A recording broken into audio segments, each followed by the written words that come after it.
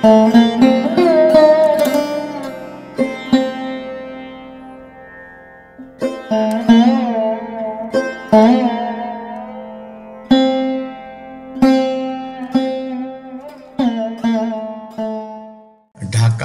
বাংলাদেশের রাজধানী ও বৃহত্তম শহর হিসেবে দেশের অর্থনীতিতে গুরুত্বপূর্ণ ভূমিকা পালন করে।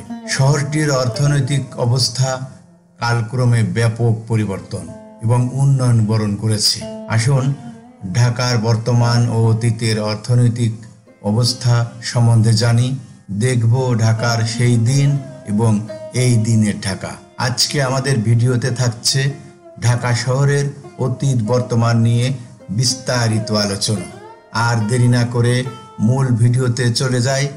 সাথে থাকছে জানা অজানা নানান রকমের সব চমকপ্রদ তথ্য।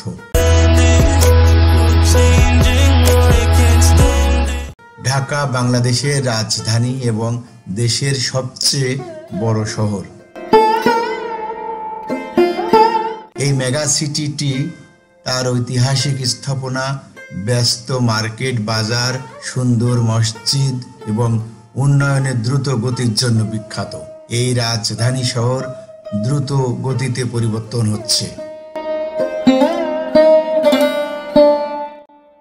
ঐতিহ্যবাহী সংস্কৃতির সাথে মিশে আধুনিকতার ছোঁয়া নিয়ে এখন একটি মেগা সিটি। এই যে দেখছেন ঢাকার পুরনো সেই ঐতিহাসিক পুরনো ঢাকার বিভিন্ন রকমের মুখরোচক খাবারের একটি দৃশ্য সম্প্রতি 2025 সালের 31st নাইটের রাতের ঢাকা আমি একটু দেখানোর চেষ্টা করলাম। আস্তে আস্তে যত মডার্নাইজ হয়েছে, যত লেটেস্ট হয়েছে, ঢাকার যত উন্নয়ন হয়েছে, সব মিলিয়ে আজকের ভিডিও একটি অসাধারণ ভিডিও হতে চলছে। শেষ পর্যন্ত আমাদের সাথে থাকবেন।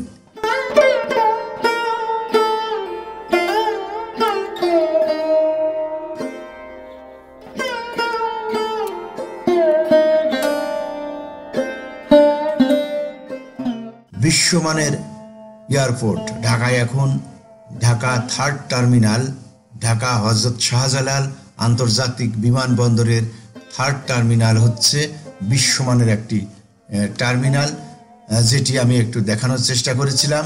আর এই যে দেখছেন এটি কিন্তু আসলে ঢাকার একদম বর্তমান চিত্র।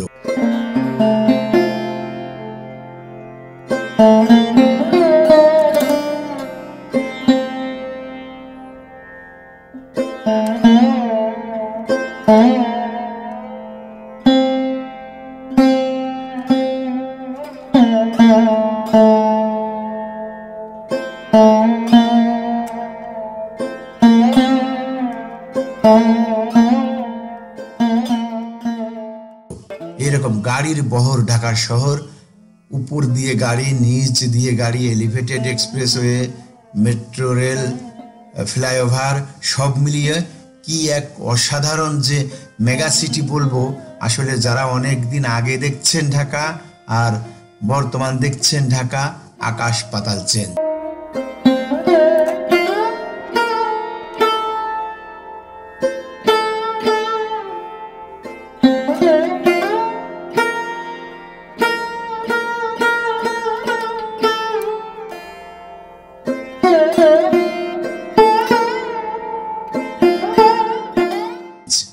প্রিয় ভিউয়ার, অনুরোধ করব আপনি একদিন আসুন ঢাকা সিটিতে এসে দেখে যান ঢাকার বর্তমান রূপ।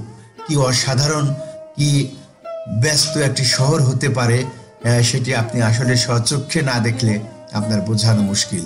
ঢাকায় বিভিন্ন ধরনের খাবার পাওয়া যায়, বর্তমান এবং অতীত সব মিলিয়ে। বিরিয়ানি, হালিম, ফুচকা এবং সমোসা ঢাকার জনপ্রিয় খাবারের মধ্যে অন্যতম। এগুলোকে বলা হচ্ছে স্ট্রিট ফুড। বিশেষ করে আপনি যদি বনানীর ওদিকে যান তাহলে দেখবেন স্ট্রিট ফুড একদম বনানীর অফিসে যারা করে তারা অফিস থেকে দুপুরে নেমেই লাঞ্চ সারে কিন্তু তারা স্ট্রিট ফুড দিয়ে, সেখানে কিন্তু খুব মানসম্মত কিন্তু আসলে খাবার কিন্তু পরিবেশন হয়।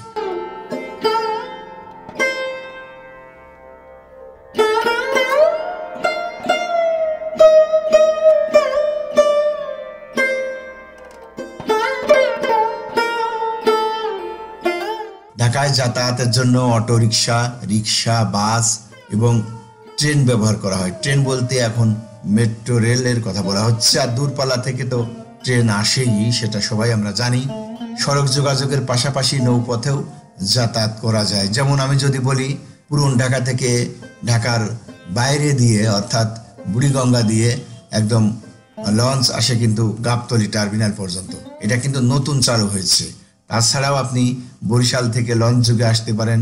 দেশের বিভিন্ন স্থান থেকে আপনি পানিপথে, নৌপথে ঢাকাতে আসতে পারেন। 1610 সালে মুঘল সম্রাট জাহাঙ্গীরের ফরমানে ঢাকা বাংলার রাজধানী হিসেবে ঘোষিত হয়। লালবাগ ফোর্ট, আহসান মঞ্জিল, সোনারগাঁওয়ের মতো ঐতিহাসিক স্থাপনা ঢাকার অতীতের গল্প বলে। স্থাপত্যের দিক থেকে ঢাকা অনেক আধুনিক ভবন ও অবকাঠামোতে পরিপূর্ণ।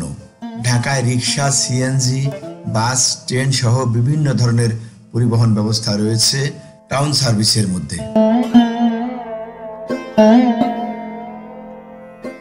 ঢাকা বাংলাদেশের উন্নয়নের ইঞ্জিন। সরকার ও বিভিন্ন সংস্থা মিলে ঢাকার সমস্যা সমাধান এবং শহরটিকে আরো বাসযোগ্য করে তুলতে কাজ করছে প্রতিনিয়ত। ভবিষ্যতে ঢাকা আরো আধুনিক ও সুন্দর একটি শহরে পরিণত হবে বলে আশা করা যায়। ঢাকা সত্যি একটি অনন্য শহর।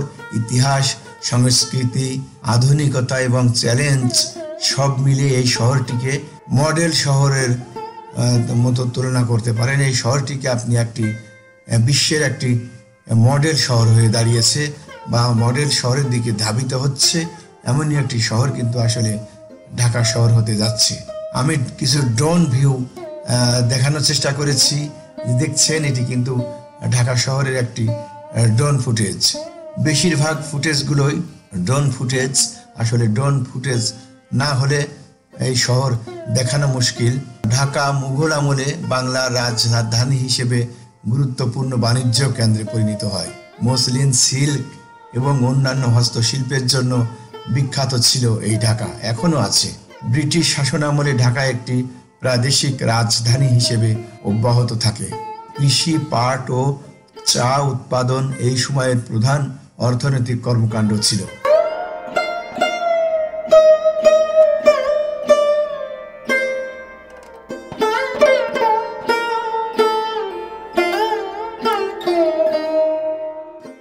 স্বাধীনতার পর ঢাকা দেশের রাজনৈতিক ও অর্থনৈতিক কেন্দ্রে পরিণত হয়।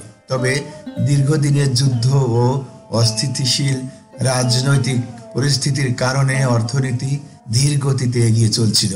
বর্তমান অর্থনৈতিক অবস্থার কথা বলতে গেলে ঢাকা এখন দক্ষিণ এশিয়ার অন্যতম দ্রুত বর্ধনশীল শহর। সেবা খাত, বিশেষ করে তথ্য প্রযুক্তি, ব্যাংকিং, টেলিযোগাযোগ এবং রিয়েল এস্টেট খাত দ্রুত গতিতে বৃদ্ধি পাচ্ছে। ঔষধ, বস্ত্র, চামড়া এবং খাদ্য প্রক্রিয়াকরণ শিল্প উল্লেখযোগ্য অবদান রাখছে এই দেশে। রেডিমেড পোশাক, চামড়া, ঔষধ ইত্যাদি ঢাকা থেকে বিশ্বের বিভিন্ন দেশে রপ্তানি করা হয়।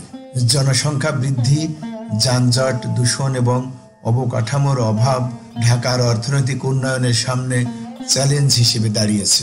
অভিজ্ঞ মহল ধারণা করছে এই ঢাকা সিটিকে আরো দ্রুত গতিতে সামনের দিকে এগিয়ে নিয়ে যায় কিভাবে, সেই নিরলস পরিশ্রম করে যাচ্ছে কর্তৃপক্ষ, নিরলস পরিশ্রম করে যাচ্ছে দেশের মানুষ, দেশের সরকার। প্রিয় ভিউয়ার, আর বেশি সময় নিচ্ছি না।